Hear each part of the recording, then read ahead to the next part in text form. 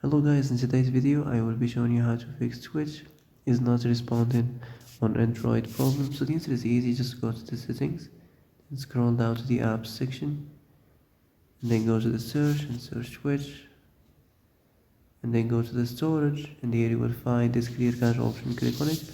Now you can go check it if it works, and if it didn't you can try to restart your phone or turn the Wi-Fi off and on, or the Bluetooth or the airplane mode.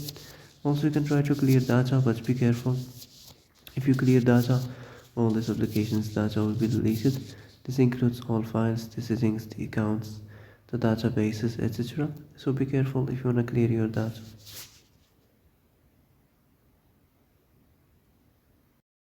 And that's it for today's video. I hope this is the answer you've been looking for. If you like this video, don't forget to like and subscribe, and see you in the next video. Thanks for watching.